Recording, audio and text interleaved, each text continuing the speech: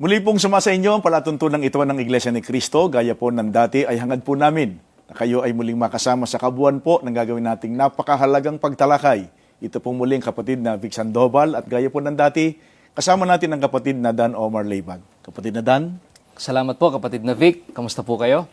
Mga kaibigan, kamusta po kayong lahat? Hangad po namin na katulad po ng dati ay nasa maayos po kayong kalagayan at minsan pa po nawa ay makatulong kami sa ginagawa po ninyong pagsusuri sa mga aral ng Diyos na sinasampalatayanan sa Iglesia ni Cristo. Mga kaibigan, kayo po'y sumusubaybay sa programang ito ng Iglesia ni Cristo, ang Pagbubunyag.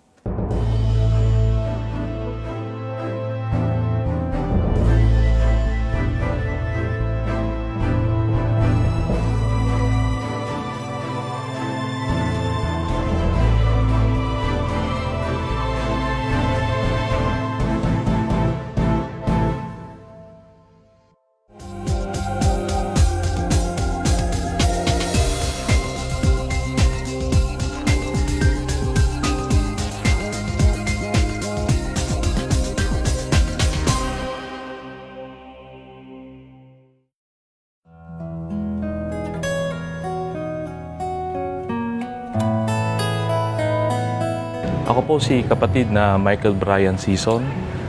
Ako po isang diakono sa lokal po ng Urdaneta City, distrito po ng Pangasinan East. Pinangarap ko po ang isang pagiging pare sapagkat nakikita ko noon bilang isang bata na maganda ang isang pare. Napakaganda ng kanilang kasuutan, ang kanilang mga pagsasalita sa harap ng maraming tao. Tinulungan po ako ng aking mga magulang, ang aking lolo't lola, na makapasok po sa seminaryo. Hanggang nakapasa po ako.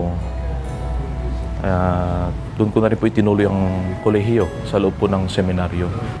Na-mission po ako, dala na rin po ng aking mga kaibigan sa loob po ng Iglesia ni Cristo. Ilang beses na po akong inimbitahan upang dumalo sa mga pamamahayag, ngunit hindi po ako sumasama sapagkat iba't iba po ang mga kwento na sinasabi nila na hindi magaganda tungkol sa Iglesia ni Cristo. Ngunit pinagbigyan ko po ang aking sarili upang makapagtanong at makapakinig ng aral ng Iglesia ni Cristo. Ang unang tanong ko po sa nakausap ko pong ministro nung gabing naimbitahan po ako, ang sabi ko po, pag ako ba'y umanib sa Iglesia ni Cristo, maliligtas ba ako? Inaasahan ko po na sasagutin po niya sa kanyang sariling mga salita, sariling mga pagpapaliwanag. Ngunit nagulat po ako sapagkat ang sumugot po sa akin ay ang Biblia. Kaya yung pagkakataon po na yun, sabi ko sa sarili ko, ito ang tunay na relihiyon. Ito yung tunay na sagot sa napakaraming tanong ko mula nung ako po ay nasa seminaryo. Unang-una po, umusog po sa akin, pamilya ko. Sinabi sa akin, ano magagawa sa'yo ng Iglesia ni Cristo? Mababago ba yan ang buhay mo? Maliligtas ka ba dyan? Nasa tamang pamamaraan ka ba ng pananampalataya? Yun po yung mga sinasabi sa akin. May mga iba pa nga po nagsasabi, baka nasisiraan ka nga ng ulo. Bakit ka aanib? Samantalang dati kang seminarista, magpapari ka dati. Eto ka ngayon, nasa loob ka ng Iglesia ni Cristo, may tungkulin ka pa. Ngunit sinagot ko po yun na sarili ko po ito. May sariling pag-iisip na ako. At nakita ko yung tamang daan kung saan ako maliligtas. Ang sabi ko nga po sa kanila, lumipat ako sa tama, mali ba yun? Kaya sabi ko, paninindigan ko to. Kaya sinasabi ko sa kanila, hindi ko naman sinasabi na mag-Iglesia ni Cristo kayo. Ang tanging hiling ko lang sa inyo, makinig kayo ng aral ng Iglesia ni Cristo upang maintindihan ninyo kung bakit ganito ako katapat sa aking pananampalataya. Inaanyayahan ko po, lalong-lalo na po yung aking mga magulang, lalong-lalo na po yung aking mga kapatid, aking mga kaklase sa seminaryo noon. At lalong-lalo na rin po sa aking mga kaibigan na umuusig sa akin, inaanyayahan ko po sana kayo na makinig ng aral po ng Iglesia ni Cristo upang maintindihan po ninyo kung ano ang sinasampalatayanan namin, kung ano ang pinaniniwalaan namin na ito ang tunay na relihiyon. Kaya yan po ang aking panawagan sa aking mga mahal sa buhay. Samahan po ninyo ako sa tamang landas. Samahan po ninyo ako sa tamang pananampalataya dito po sa loob ng Iglesia ni Cristo. Mga kaibigan at mga televiewers, kapatid na Dan, ang muli nating pagtutuunan ng pagtalakay sa pagkakataong ito ay ang isa po sa mga doktrina, aral ng Iglesia Katolika Romana. At ito po'y ating tatalakayin hindi po sa layunin namin na mang-atake o makapanugat ng damdamin ng sinuman. Kundi gaya ng dati, ang banal na hangarin at malinis po naming layunin ay maihayag ang katotohanang itinuturo ng Biblia para tayo ay magtamo ng kaligtasan. Ikukumpara natin sa Biblia, kapatid na Dan, ang doktrinang itinataguyod ng Iglesia Katolika Romana tungkol sa pagbabawal ng Iglesia Katolika Romana sa kanilang mga pari, sa kanilang mga kardinal, obispo, bagi sa kanilang papa. At ito ay ikukumpara natin sa Biblia kung ito ba ay sinasang-ayunan ng mga salita ng Diyos na nakasulat sa Biblia.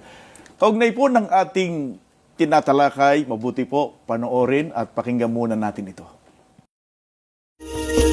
Sa aklat na pinamagatang Halley's Bible Handbook na isinulat ni Henry Halley ay binabanggit ang ganito: ang mga ministro ay naging pari.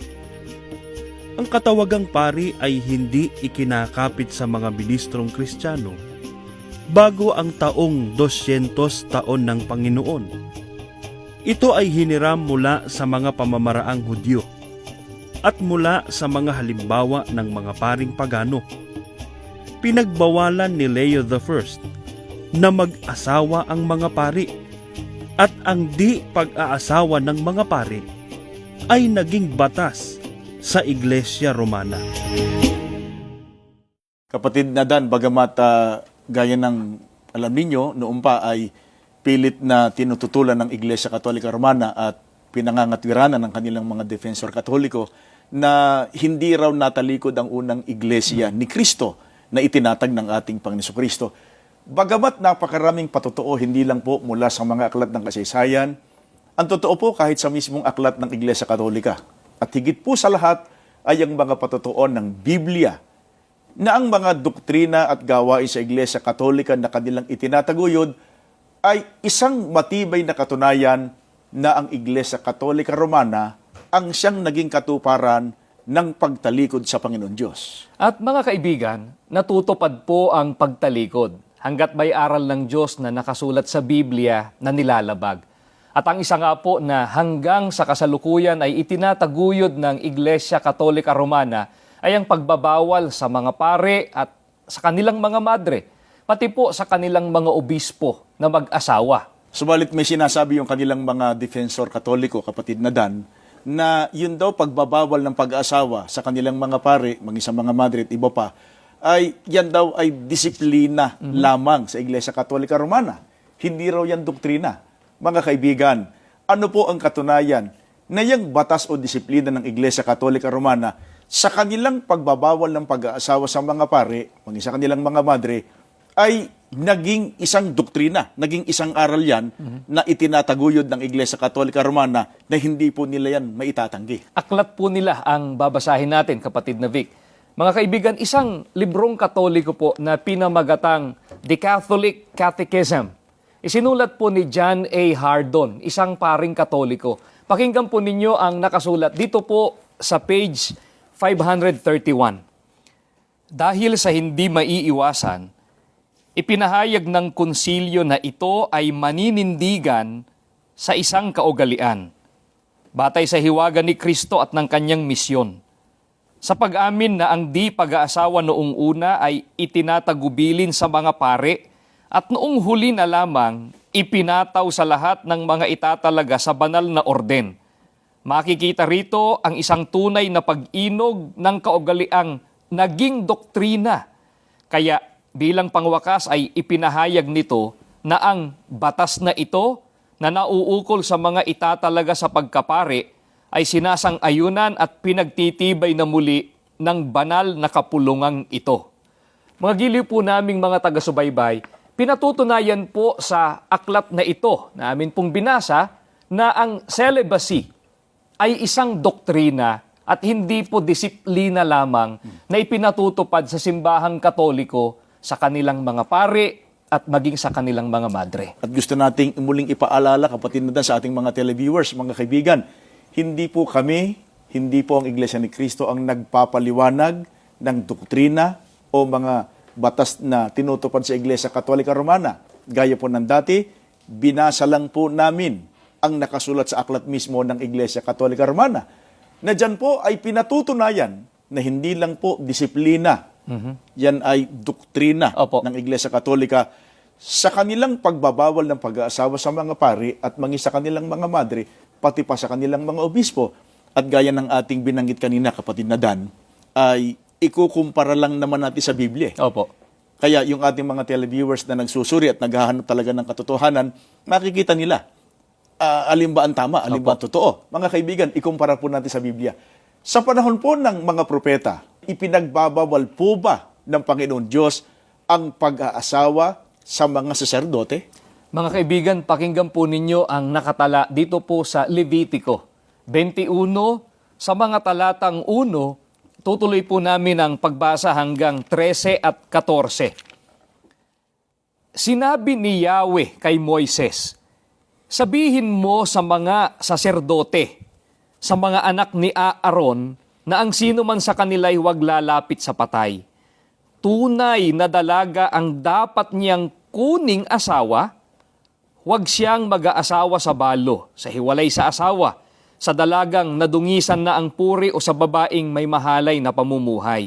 Ang dapat niyang mapangasaway, isang kalahi at tunay ngang dalaga.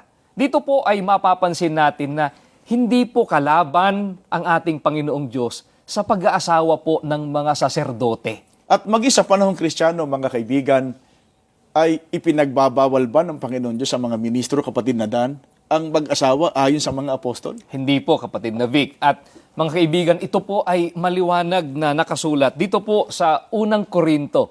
Pahayag po ni Apostol Pablo sa 9 at sa talatang 5, ganito ang kanyang sinasabi. Wala ba kaming karapatang magsama ng asawang Kristiyano tulad ng ginagawa ni Pedro, ng ibang apostol at ng mga kapatid ng Panginoon? Dito po ay maliwanag po na binabanggit ang mga apostol ng ating Panginoong Jesucristo ay may asawa. Alam po natin, mga kaibigan, na sa Iglesia Katolika Romana, pati ang kanilang mga obispo ay pinagbabawalan ding mag-asawa. Sa unang iglesia, batay po sa Biblia, ipinagbabawal ba, kapatid na Dan, na mag-asawa ang mga obispo? Hindi rin po, kapatid na Vic. At ito po ay maliwanag din po nating mababasa dito po sa unang Timoteo, sa 3, sa 1 hanggang sa talatang 4, ganito pahayag sa atin. Tapat ang pasabi, kung ang sino man ay magsisikap na maging obispo, ay mabuting gawa ang ninanasa. Dapat nga na ang obispo ay walang kapintasan, asawa ng isa lamang babae, mapagpigil, mahinahon ng pag-iisip, mahusay, mapagpatuloy, sapat na makapagturo. Hindi magulo, hindi palaaway, kundi malumanay. Hindi mapakipagtalo, hindi maibigin sa salapi. Namamahalang mabuti ng kanyang sariling sangbahayan, na sinusupil ang kanyang mga anak na may buong kahusayan. Mga kaibigan, ipinakikilala po dito ang mga katangiang dapat taglayin ng isang obispo. Nang sabi nga po, dapat na ang obispo ay walang kapintasan, asawa ng isa lamang babae, mapagpigil. Dapat anyang namamahalang mabuti ng kanyang sariling sangbahayan. Diyan po sa mga talatang binasa, mga kaibigan, ay pinatutunayan po diyan na hindi po ipinagbabawal ng Panginoon Diyos sa mga obispo sa unang Iglesia ni Cristo ang pag-aasawa. Hindi po labag sa Biblia, kapatid na Dan, Opo. na ang mga ministro, ang mga obispo ay magkaroon ng kanilang pamilya o ng kanilang asawa. Kaya lang, malamang ay itinatanong na ng ating mga sumusubaybay sa pagkakataong ito at baka ibinabalik sa atin ang tanong na ganito. Hindi ba sa Iglesia ni Cristo, ang ating ginaaniban, ipinagbabawal sa ating kapatid na Dan na mag-asawa sa hindi nating kapanampalataya. Opo. At yung kabawalang yan, kapatid na Vic, ay noon pa po. Ipinagbabawal po ng ating Panginoong Diyos sa mga lingkod niya ang mag-asawa sa hindi po kabilang sa kanyang bayan. At ito po ay maliwanag din po nating mababasa.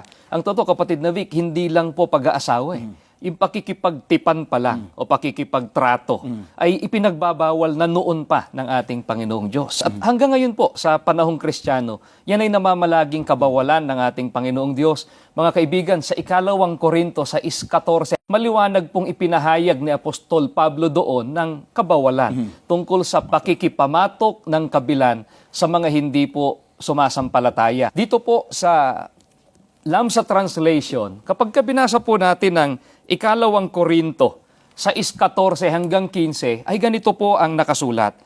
Do not unite in marriage with unbelievers, for what fellowship has righteousness with iniquity? Or what mingling has light with darkness? Or what accord has Christ with Satan? Or what portion has a believer with an unbeliever? Maliwanag po ang pahayag dito ni Apostol Pablo, do not unite in marriage with unbeliever. Kaya ang bawal po sa Iglesia ni Cristo, kapatid na Dan, para sa ating mga televiewers, ay yung maling paraan ng pag-aasawa. Opo.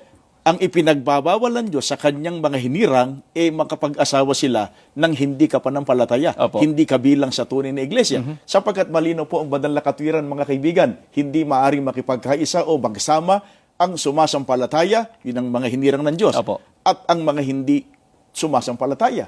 Kaya ang ipinagbabawal po sa Iglesia ni Cristo, mga kaibigan, inuulit po namin, ay ang maling paraan ng pag-aasawa. Sa Iglesia Katolika Romana, ang ipinagbabawal po nila ay ang pag-aasawa per se. Opo.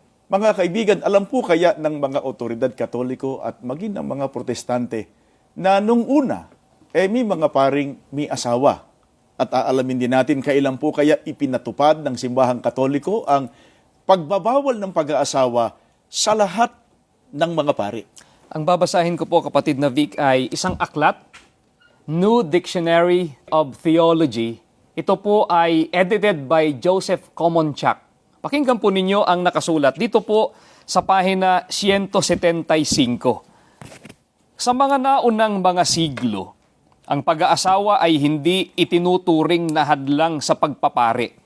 Ang Synod sa Elvira, isang synod Espanyola, ay nagbigay ng pinakaunang mga batas.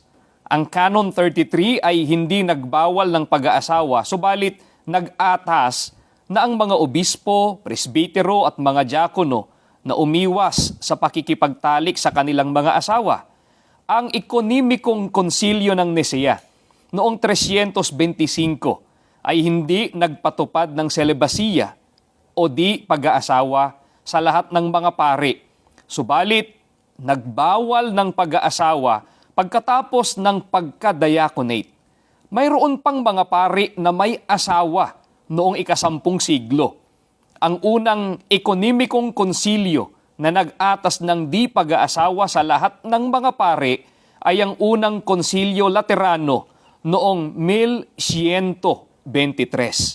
Alam na po nila, kapatid na Vic, na noong mga naunang mga siglo, bago ang Synod sa Elvira noong taong 306, na ang pag-aasawa ay hindi hadlang sa pagpasok sa pagkapari.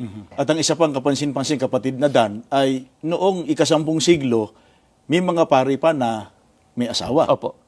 Kailan ba, mga kaibigan, ipinatupad ng Iglesia Katolika Romana ang lahat ng pari ay pinagbabawalan ng mag-asawa?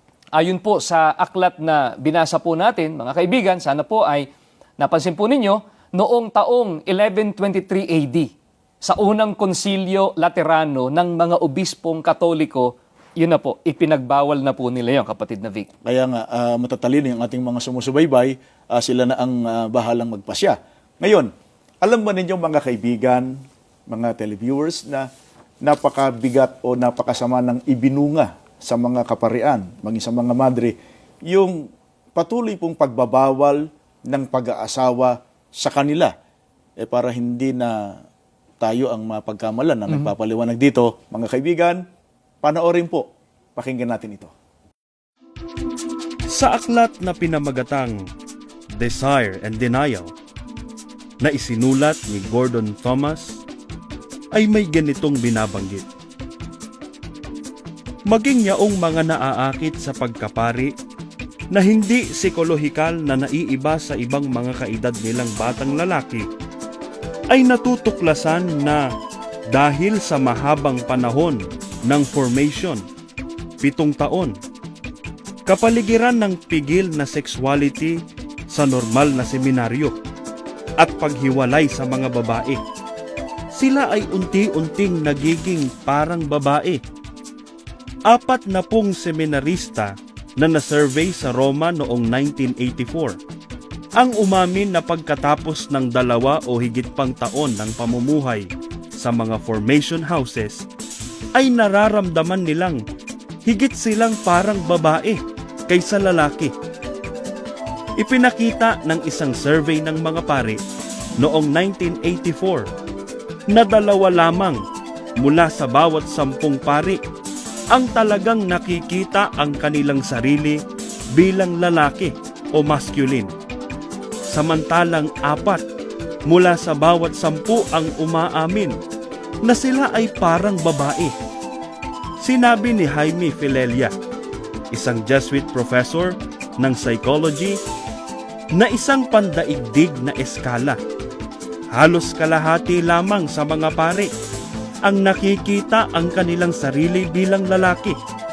Kung ihahambing sa mga pari na ang palagay sa kanilang sarili ay babae, maaari itong mga hulugan na halos 1/4 na bahagi ng 1 milyong paring Katoliko ang may makababaing personalidad. Ipinapapansin nila, mga kalaban ng celibacy, ang lumalagong bilang ng mga pari at ang mga madre na tumatanggap ng paggamot sa isip, psychiatric treatment, upang makaya ang mga epekto ng buhay walang asawa.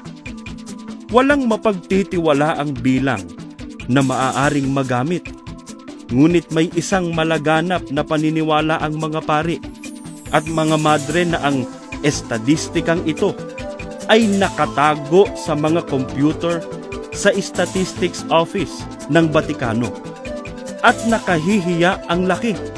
Kaya't isang desisyon ang ginawa upang pigilin ang pagkabunyag ng mga ito. Gayon may makatwirang ipalagay na ang bawat isa sa halos 3,000 diocese ng Roma ay may kota ng mga pari at mga padre na naospital na may ilang aspeto ng matatawag na the celibate syndrome. Kapatid na Dan, sa mga bagong nakarinig niyan, Opo. ang totoo kahit pa sa mga dati na, ay sasabihin talaga natin diretso, talagang medyo masakit yung kanilang narinig. Kaya nga minabuti nating ipinakita na lang, hindi na natin paliliwanagan yan, kapatid na Dan. Opo. Ngayon, mga kaibigan, maaaring itinatanong po ng ilan, bakit po kaya kailangan pang pagtuunan ng pagtalakay ito? Itong isa sa mga doktrina, gawain sa Iglesia Katolika Romana, ng pagbabawal po ng pag-aasawa sa kanilang mga pare, sa kanilang mga kardinal, sa kanilang obispo, kahit sa kanilang kinikilalang papa. Una po, gaya ng aming paulit-ulit ng binabanggit, hindi namin layuning makapanakit o makapanugat ng damdamin. Kaya lang, kapatid na Dan, batay sa pagtuturo ng Biblia, partikular ang mga apostol, Opo. ay kanino bang aral yung itinataguyod na pagbabawal ng pag-aasawa? Mga kaibigan, para po sagutin ang tanong ng kapatid na Vic ay babasahin lamang po namin ang nakasulat dito po sa Biblia sa unang Timoteo 4, mga talatang 1-3. Ngunit hayag na sinasabi ng Espiritu na sa mga huling panahon ang iba'y magsisitalikod sa pananampalataya at mga kikinig sa mga espiritong mapanghikayat at sa mga aral ng mga demonyo, na ipinagbabawal ang pag-aasawa at ipinag-uutos na lumayo sa mga lamangkati na nilalang ng Diyos upang tanggapin na may pagpapasalamat ng mga nagsisisampalataya at nangakakaalam ng katotohanan.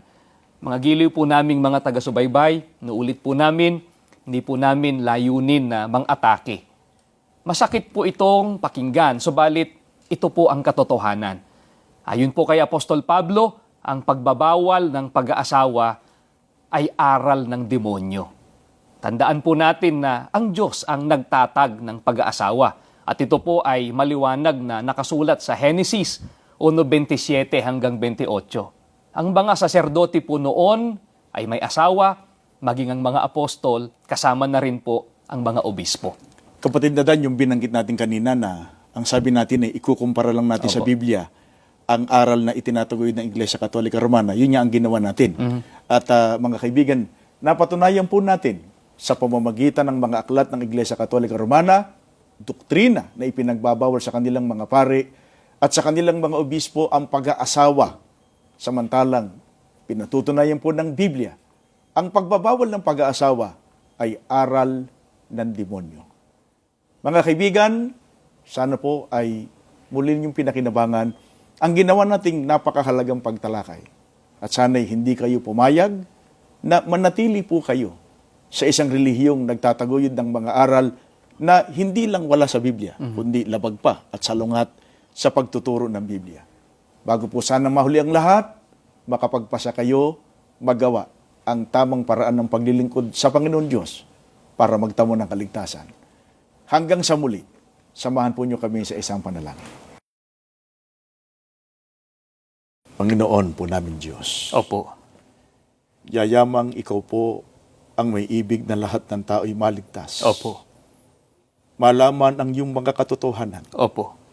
Naway patuloy na nakatutulong ang programang ito ng Iglesia Opo. sa mga taong nagsusuri at naghahanap ng katotohanan Opo. upang sila man ay matutong magbalik loob sa iyo, Opo. magawa ang marapat na paglilingkod Opo. sa loob ng tunay na Iglesia. Amen. Panginoong Hesus Kristo, nananalangin po kami sa iyo. Opo. Naway ipamagitan kaming lagi sa Ama Opo. at ipagkaloob lahat ng aming kailangan. Opo. Kasama naming ipinananalangin po sa iyo ang aming mga kaibigan, Opo. ang mga nakapanood, nakapakinig ng programang ito ng Iglesia. Opo. Sila man ay makasama namin sa pagtatamo ng kaligtasan. Amen. Ama namin Diyos, buo ang aming pag-asa at pagtitiwala. Opo. Patuloy mong binabasbasan ang lahat ng mga palatuntunang pangrelihiyon ng Iglesia. Opo. Naway makatulong sa iyong pamamahala sa napakalawak na gawain. Amen. Higit sa amin pinagpala ang iyong pamamahala, Amen. alang-alang po sa aming mga kaluluwa. Amen. Lahat ay buong galang po naming tinanggap Opo. sa pangalan po ng aming Panginoong Hesus Kristo. Amen.